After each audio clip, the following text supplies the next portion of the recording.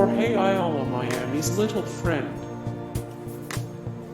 Ayala was the lead enforcer for the Black Widow herself, cocaine kingpin Griselda Blanco. Blanco was the lead distributor for the Medellin cartel in Miami in the 70s and 80s, and Ayala took care of her dirty work.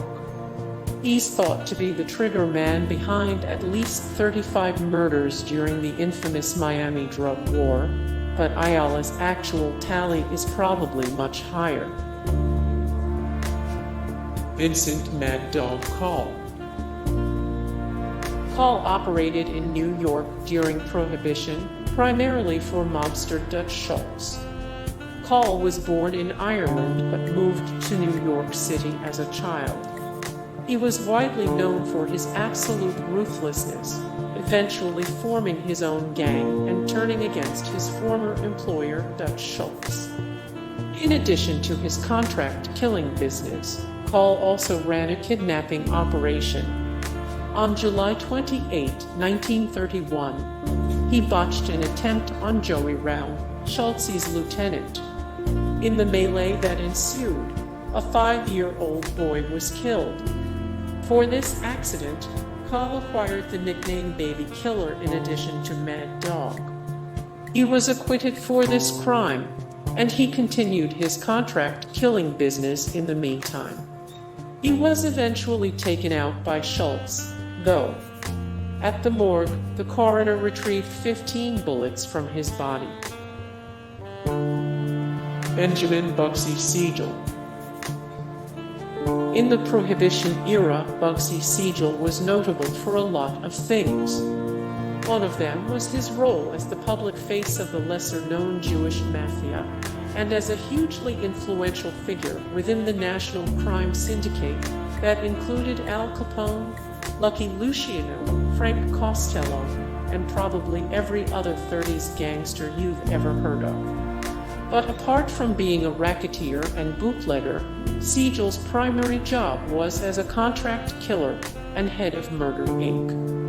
Murder Inc. was the enforcement arm of the American Mafia, and headed by Siegel was probably responsible for thousands of murders and contract killings. Bugsy was, in his time, effectively the king of all hitmen.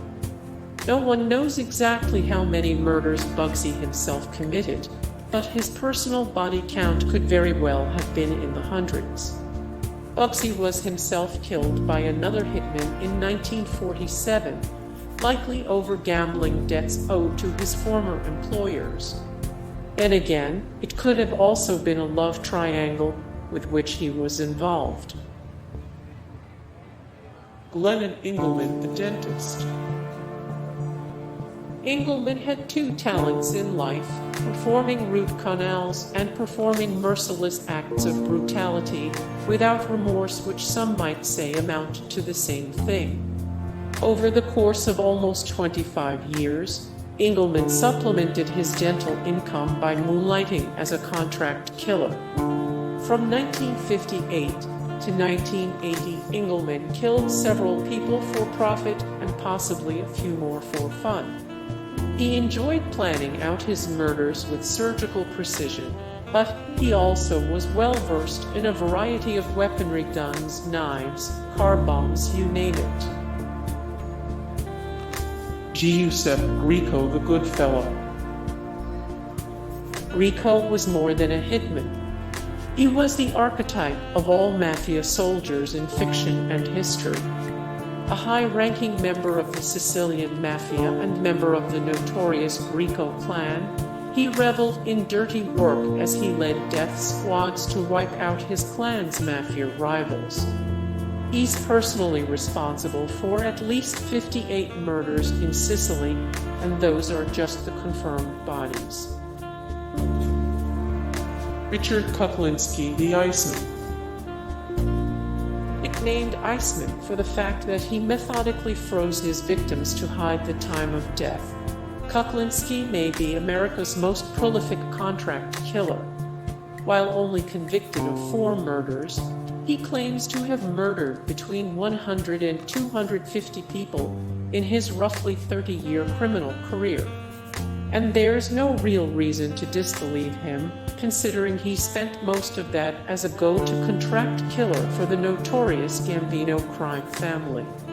Taking the high-end figure of 250 people, that's roughly one every 6 weeks, which doesn't sound too unlikely, all things considered. The Iceman's freezing method was one way to avoid arrest, but he also used a variety of murder weapons. Kuklinski doesn't look like the kind of hitman most of us would imagine, but then again, that's one more reason he was such an effective killer. More Richard Kuklinski, 30 of history's biggest badasses. 13 of 15 we asked, you answered. Which serial killer would you most like to see a new biographical movie made? 7 of 12 what the children of serial killers have publicly said about their parents. Charles Harrelson, natural-born killer. Does that face look slightly familiar? How about the name? This natural-born killer is none other than the father of actor Woody Harrelson, himself known for portraying a number of vicious murderers on the silver screen. After failing in his career as an encyclopedia salesman, Harrelson became a professional gambler who supplemented his income by taking the occasional contract. Among the three he's known for, the death of U.S. District Court Judge John H.